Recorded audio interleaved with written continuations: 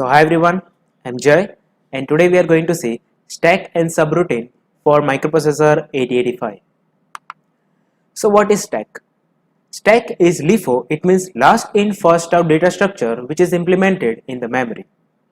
Stack is used to store some temporary data or some extra data. Stack can be also used by the microprocessor to store address when it performs any branch instruction. If you want to swap some data within a register, you can use stack. To store and read data from the stack, to make any interaction with the stack pointer is used. What is stack pointer? Stack pointer, it is a special purpose register using which you can do some interaction with the stack. And the size of the stack pointer is 16-bit. You can say that this is the typical memory of the microprocessor, and right now in the stack pointer the value is 4000H. It means the top of the stack is 4000H and stack pointer is pointing at 4000H in the memory.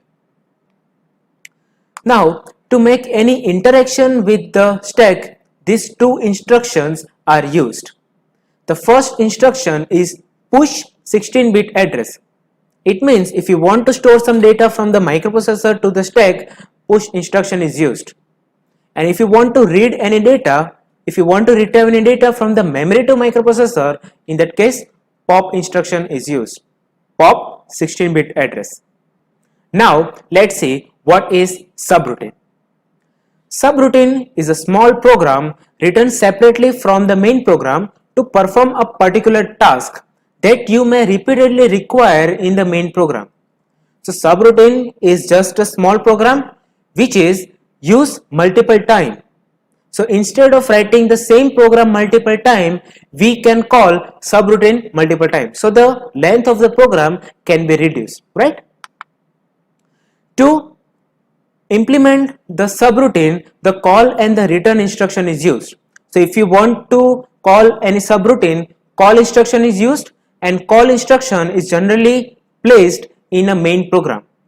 And if you want to return to the main program, the return instruction is used, and return instruction is generally used in the subroutine at the end of the subroutine.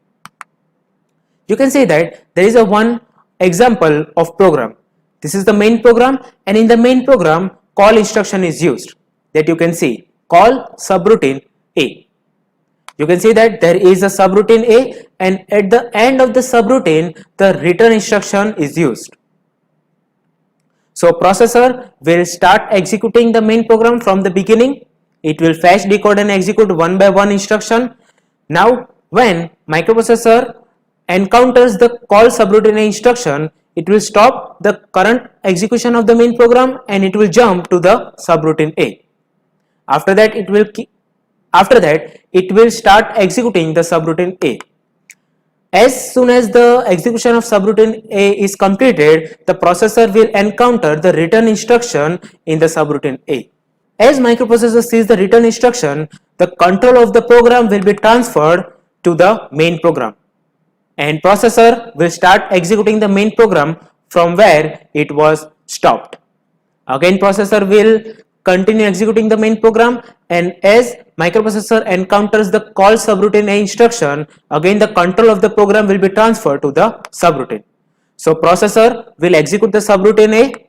In the subroutine A, at the end you can see that there is a return instruction. So when microprocessor sees the return instruction, again the control of the program will be transferred to the main program from where the main program was stopped, and it will keep executing the main program.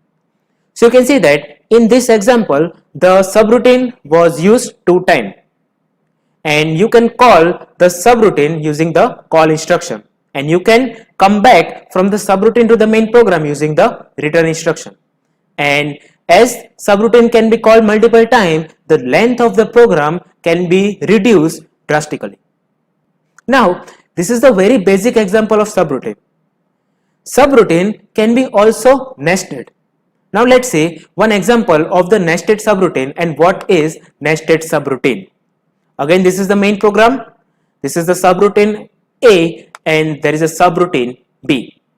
We know that processor will keep executing its main program, so it will keep execute. When the call instruction is encountered by the microprocessor, the control of the program will be transferred to the subroutine A. Now processor will start executing the subroutine A. When microprocessor encounters the call subroutine B in the subroutine A, processor will stop the execution of the subroutine A and it will jump to the subroutine B. Then processor will execute the subroutine B. After that, it will return to the subroutine A from where the subroutine A was stopped. After that, processor will keep executing the subroutine A. As soon as the execution of the subroutine A is done, the control will be transferred to the main program and processor will keep executing the main program. So this is the example of the nested subroutine. Nested subroutine means subroutine itself is calling one more subroutine. So this is it for the stack and subroutine. If you still have any doubt, you can ask me in the comment section. Thank you so much.